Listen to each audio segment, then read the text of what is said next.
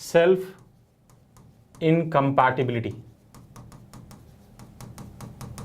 ठीक है, तो सेल्फ पॉलन इसमें क्या होता है, here self pollen is rejected, जो सेल्फ पॉलन है वो रिजेक्ट होगा, और ये जो रिजेक्शन होगा सेल्फ पॉलन का,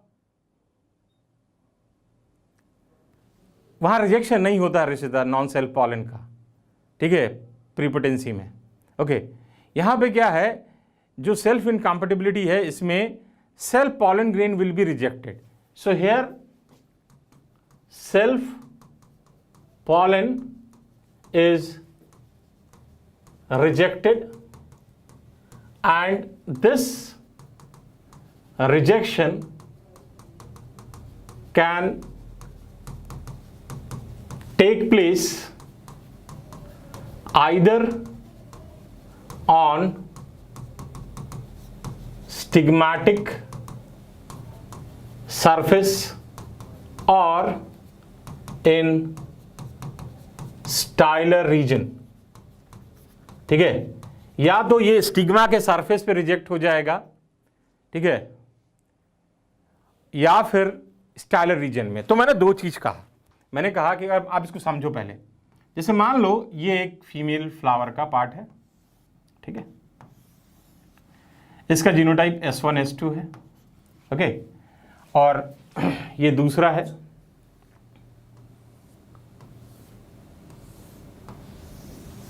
ठीक है, ये मान लो S3 S4 है जीनोटाइप इसका। ठीक है, मैंने कहा कि रिजेक्शन जो हो रहा है, rejection either on stigmatic surface और इन स्टाइलर रीजन, यही कहा मैंने, या तो स्टिग्मा पे रिजेक्शन होगा या स्टाइलर रीजन पे।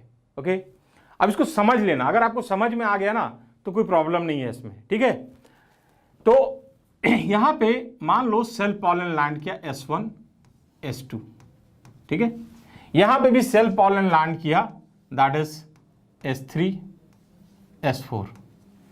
नॉन सेल्फ पॉलन भी लैंड किया, दैट इज S3 S4, और यहां पे भी नॉन सेल्फ पॉलन लैंड किया, that is S1 and S2।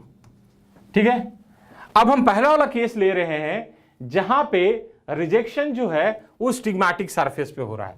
तो यहां पे here rejection eight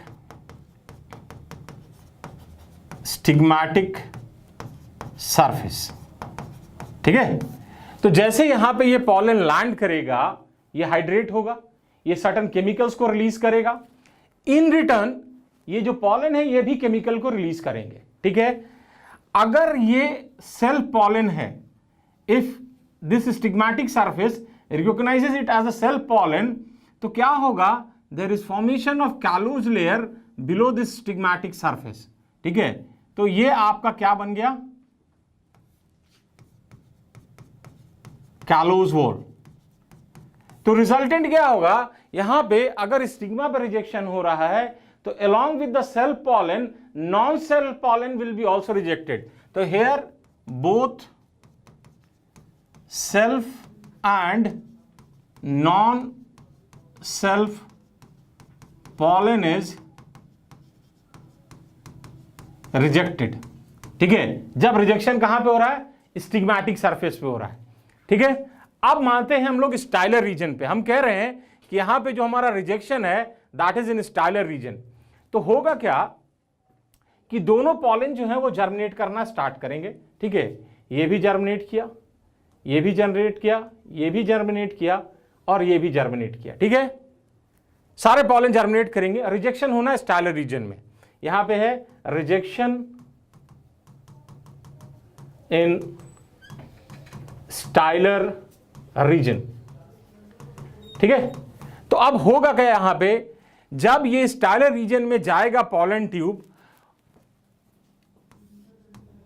for self pollen this region is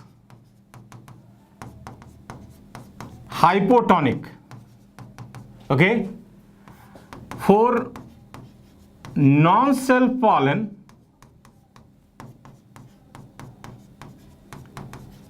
this region is isotonic. ठीक है, तो जैसे सेल पॉलन ट्यूब इधर आएगा, ठीक है, तो ये रीजन क्या हो गया, हाइपोटोनिक हो गया। तो रिजल्टेंट क्या होगा, पानी अंदर जाएगा, पॉलन ट्यूब रप्चर कर जाएगा।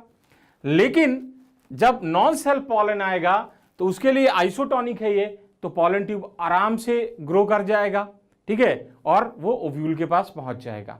तो मतलब क्या हुआ, हेयर ओनली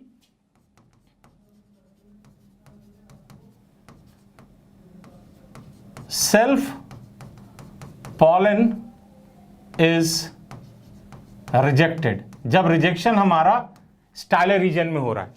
और ये जो S1 S2 है that is type of gene, different allylic form of S gene. ठीक है, तो ये सारा जो प्रोसेस है it is genetically controlled, all these process is genetically controlled. समझ में आया सबको? तो ये हो गया हमारा पॉलिनेशन। ठीक है, सॉरी, हाँ, पॉलिनेशन और आउटब्रीडिंग डिवाइसेस और event which promotes self cross pollination.